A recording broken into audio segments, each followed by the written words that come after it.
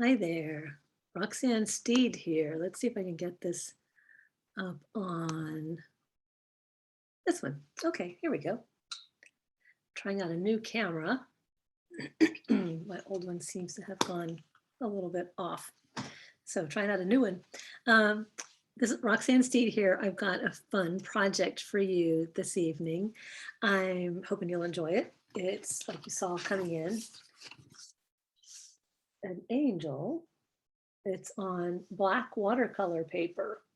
And this is normally not what you see with watercolor, and especially it's not something that I do. So while I was visiting my mom before Thanksgiving, I snuck away to the art supply store one afternoon, and it's Sam Flaxx in Orlando, and it's a wonderful little shop. And they always have things that my store up here just doesn't carry. So one of them is black watercolor paper. This one is the Stonehenge. It's cold press, it's 140 pounds. And I have used their white watercolor paper before, and I really like it. And this is suitable for watercolor or gouache or metallics or acrylics. And one of the things that you're going to want to consider on black paper is that the normal transparent colors that I use every day are not going to show up on black. It's just going to look kind of murky and like nothing. So one of the things that you're going to want to do on when you use black paper is you've got to use something that has some opacity to it. So whether it's a gouache, something that's opaque, or a metallic, that's going to show up, and your transparent ones just won't. So let's toggle back down to the surface and make sure I got the right camera plugged in here. Here we go. So you can see a little bit about what we've got here. So this is the 140-pound Stonehenge made by Legion. And it looks like a block, but it's actually a pad because it just comes in tear-off sheets. And it feels kind of interesting. It has a little bit of tooth to it. But what's pretty when you use this technique and you use metallics, you've got a little bit of this shimmer that lays just on top of your paper. And of course, the thicker you use it, you can have it be very opaque, very stark white. That's where you get, the most contrast is where you have this opaque white next to the black.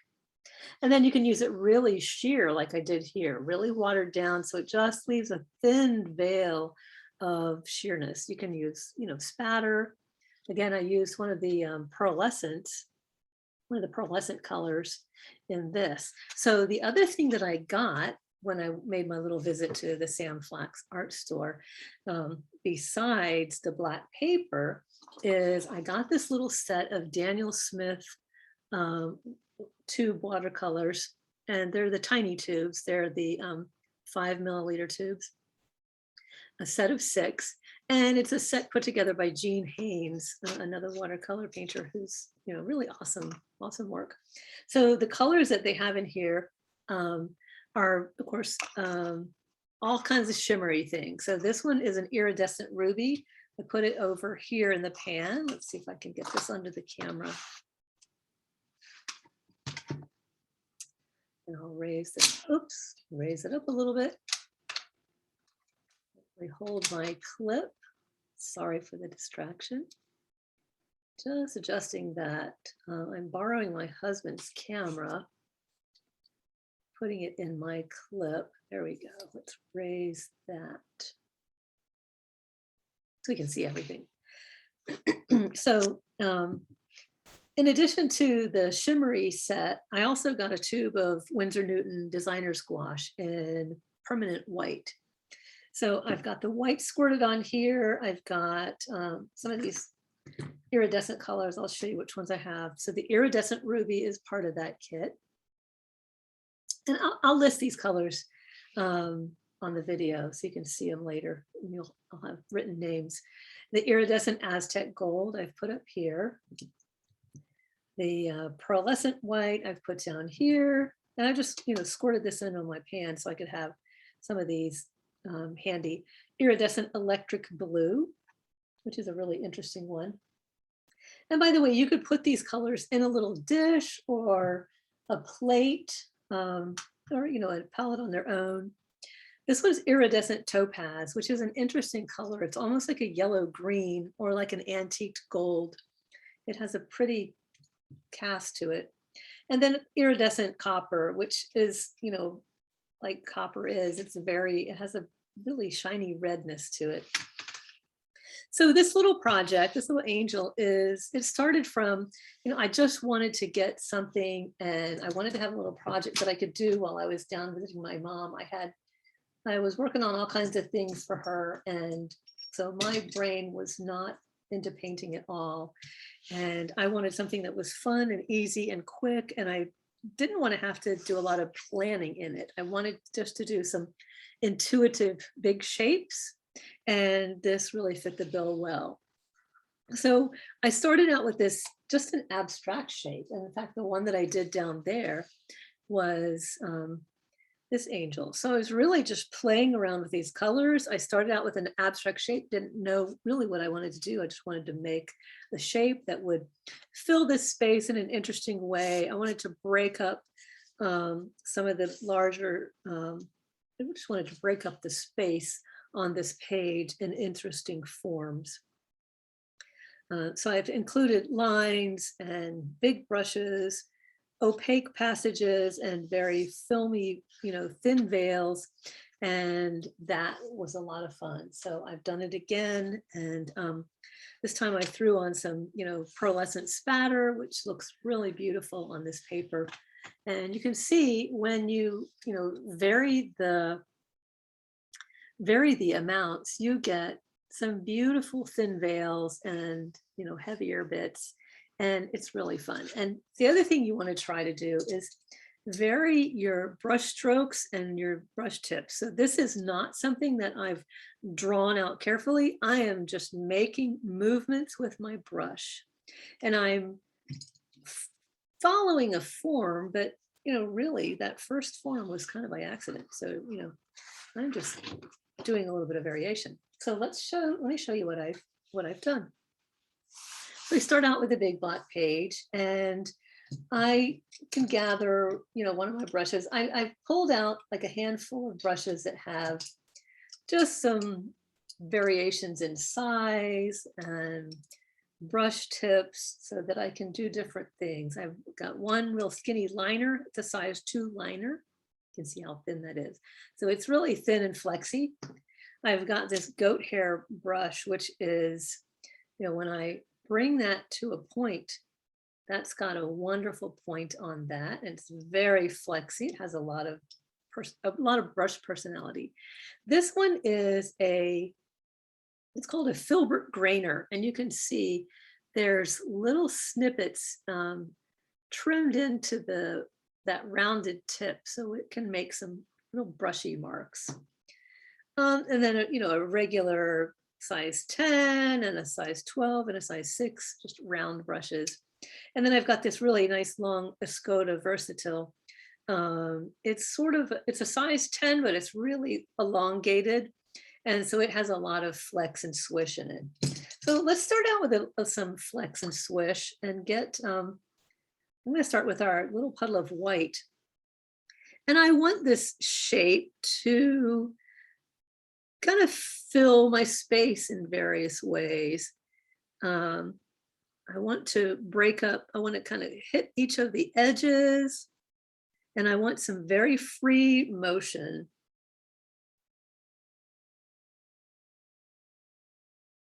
So I'm going to hold it near the end of the brush. I'm not going to get up here like I'm drawing or writing. I'm going to just really move up the handle of the brush just a little bit and get a little more flex in there so that my brush has a chance to dance across the page and not be confined.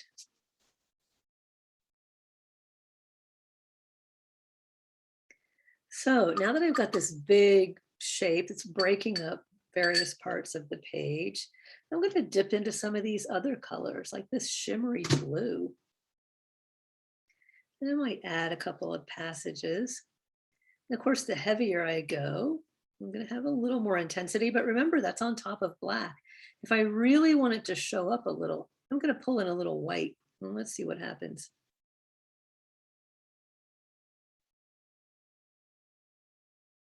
We can get a little more frothy and interesting, and it's kind of makes like a little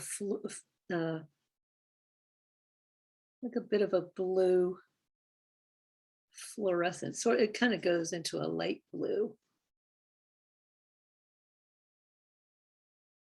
And this little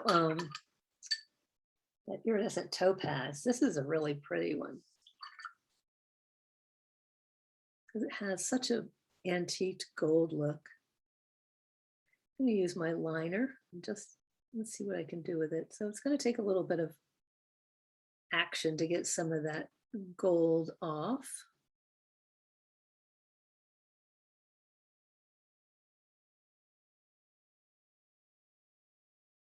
I'm going to make just an imaginary halo around my angel's head.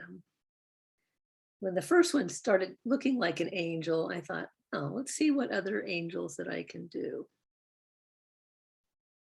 And, you know, you could do this a dozen times, and every time it's going to be entirely different. And some of them may not turn out. I mean, not all of your endeavors are going to work the way you think. Sometimes they're going to work better than what you think. Well, let's try some of these other colors. There's this nice iridescent ruby color. See if I can slide that in on the camera. Got this ruby thing going on over here.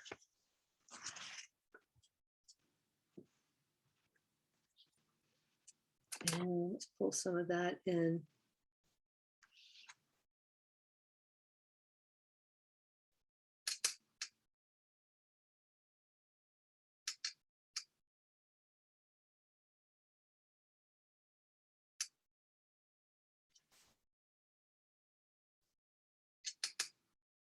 One of the things that I have found that's fun is how do I fill up some of this other space? Let's try this copper that's down in the bottom.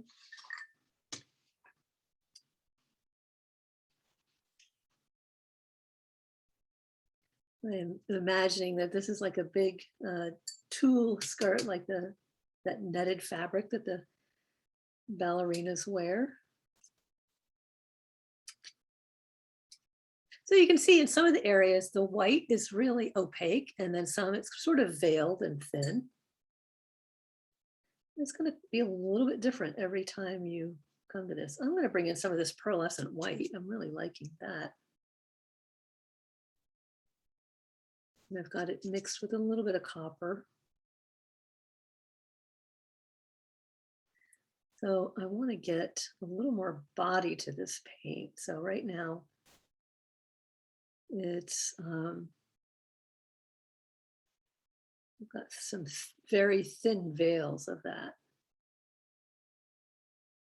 There we go. Now we've got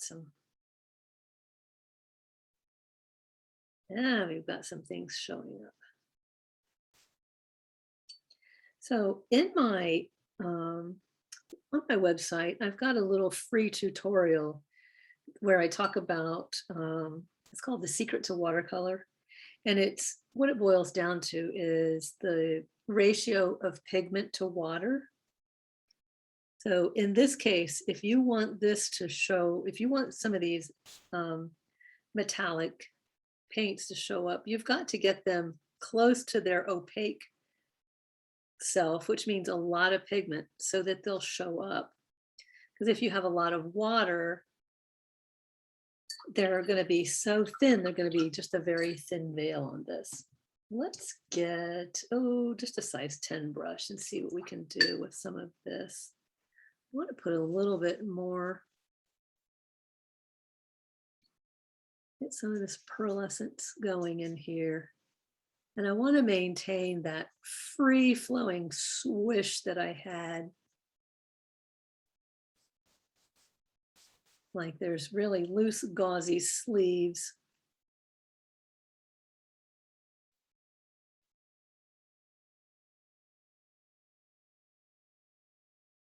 And maybe some elegant toe shoes that are extending down here.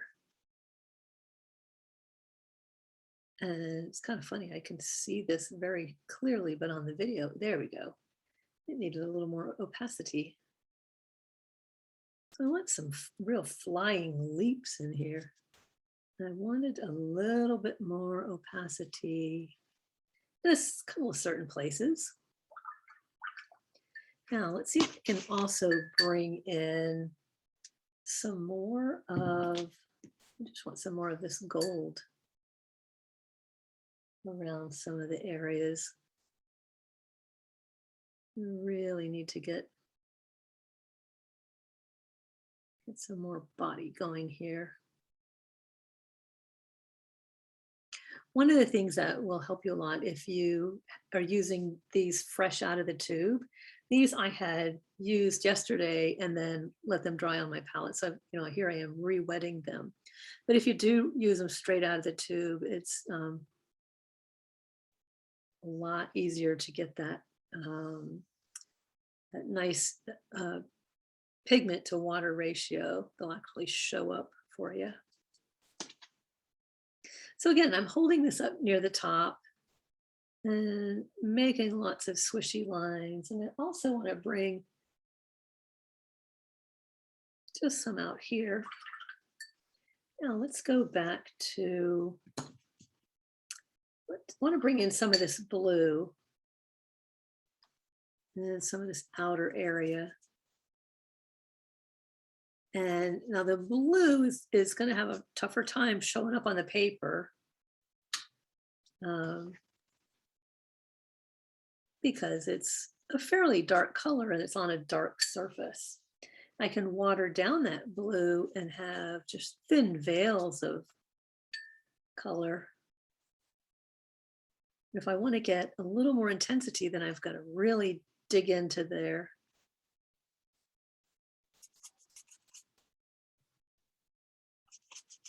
And let's bring some of this up here as well.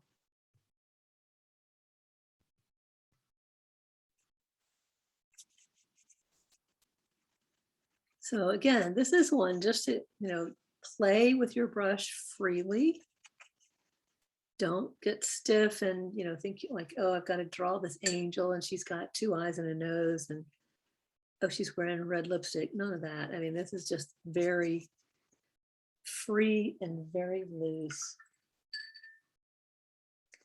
I think I want some more of maybe this rose color.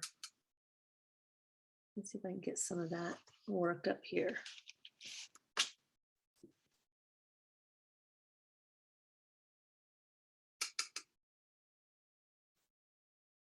And since some of that blue is still a little wet, I'm getting this nice little fusion here going on.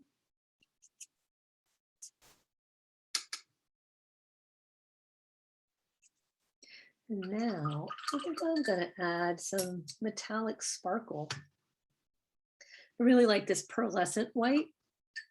And I want a little bit of splatter look, like there's maybe stars in the sky.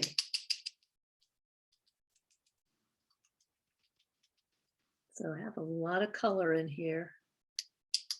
Some of my little splatters are kind of big. That's okay. Like I said, each time you do this, it's going to be a little bit different. I want some up here.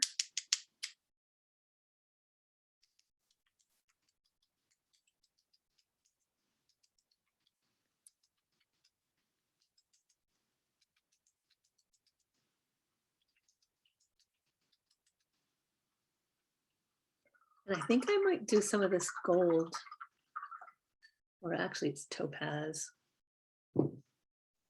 Look at that color again. Iridescent topaz. It just has this kind of a green gold to it. It's very pretty. Let's see what we can do with that. Let's slurp that up.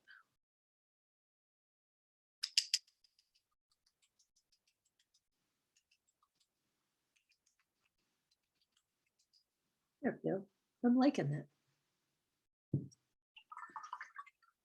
I'm going to call her done.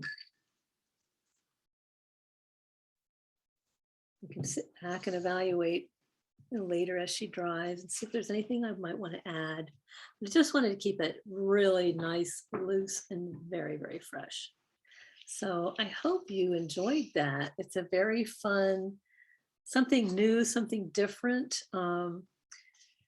And, you know, I'm just beginning in the explorations of this. I think it's great fun just working on black paper. So I'm going to try some different things, maybe other abstract shapes and the various colors from this kit. Again, with my white gouache, I'm really finding that useful. You can also mix your white gouache with some of your other colors. It's going to kind of lighten them a little bit, but it's also going to make them opaque. So anytime you mix one of your transparent colors with something opaque, then it's going to be opaque. So you can try some of that too. And I think you'll end up with some interesting things to try. There's also some pearlescent liquid acrylics, and you can play with a little bit of that. Let's see if we can. I'm going to put some in a little dish. It comes with a little squirt bottle, squirt top, and you know I've seen some people use like dip pens, just dipping in there.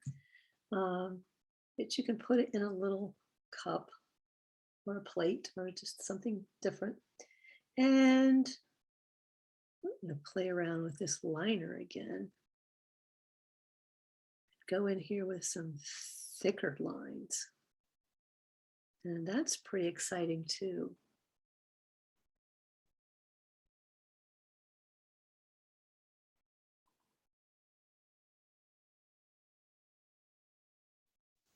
So I think there's, you know, so many things you can do with different watercolor media or mixed media. You can throw in, you know, pastels and all kinds of other things. But for now, this is pretty fun. This little kit alone gave me enough to play with this black paper. It's great fun. So I hope you enjoyed that. And let's see, pop this up again so I can say bye to you. So if you enjoyed this, give me a thumbs up, like the video, and share it with a friend. Tell them, hey, let's go get a pad of black paper and share it. Maybe you can split the price or something, if you're not sure that you really want to try it out. So anyway, it's great fun. And I'll see you in my next video. Bye. Thanks a lot.